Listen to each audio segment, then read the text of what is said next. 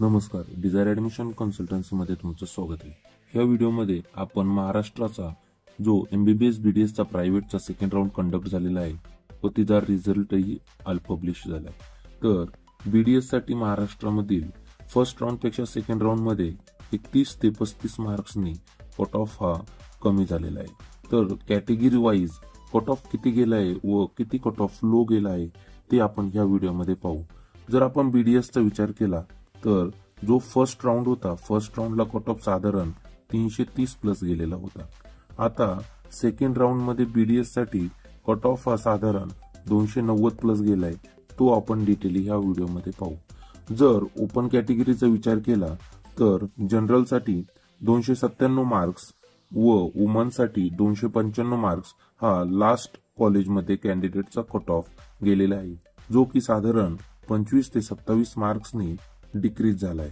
याचा फायदा थर्ड राऊंडलाही विद्यार्थ्यांना नक्कीच होईल। ओबीसी कॅटेगरीचा विचार केला तर 293 मार्क्स पर्यंत सेकंड राऊंडचा कट ऑफ हा गेलेला आहे व वुमन साठी 293 मार्क्सच आहे। विजे कॅटेगरी 292 मार्क्स पर्यंत कट ऑफ गेलाय। एसबीसी कॅटेगरीचा विचार केला तर एसबीसीचा कट ऑफ हा 299 मार्क्स व एससी कॅटेगरी आणि एसटी कॅटेगरीचा कट ऑफ तसा कमी असतो, परंतु जो एससी कॅटेगरी BDS चा कट ऑफ आहे 293 मार्क्स व वुमन साठी सुद्धा 293 मार्क्स एससी कॅटेगरी मध्ये कट ऑफ गेला आहे।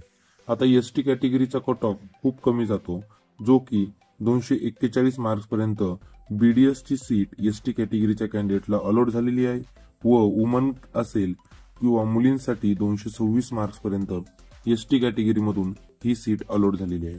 आता NTB किंवा NT1 कॅटेगरी 292 मार्क्स पर्यंत कट ऑफ गेले आहे।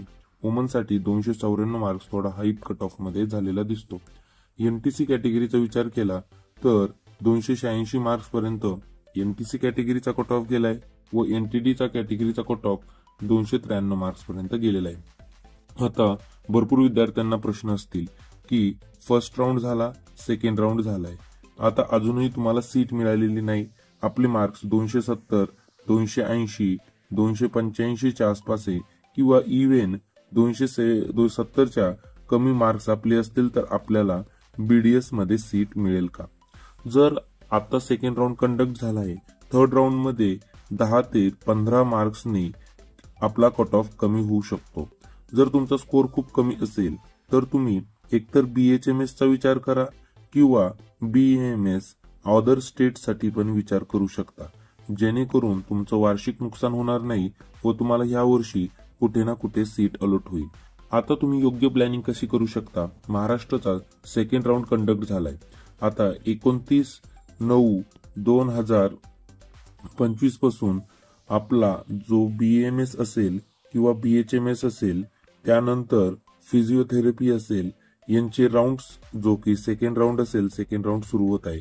तर याच्यामध्ये तुमचे कमी मार्क्स असतील तर तुम्ही पार्टिसिपेट करू शकता व तिथे एक सीट रिझर्व्ड करू शकताय, जेणेकरून तुमचं वार्षिक नुकसान होणार नाही। त्याच्यासोबतच तुम्ही जो BDS असेल त्याच्या थर्ड राऊंड मध्ये पार्टिसिपेट करू शकता किंवा तुम्हाला BDSच करायचं असेल आणि खूप कमी मार्क्स असतील तर तुम्ही कर्नाटका किंवा MP मध्ये एक टॉपचे कॉलेज घेऊ शकता। तुम्हाला काही डाऊट्स असतील किंवा काही प्रश्न असतील तर आम्हाला 9730 89 89 60 या व्हॉट्सअप क्रमांकावर मेसेज करा। आमचे टीम मेंबर्स तुमची नक्कीच हेल्प करतील।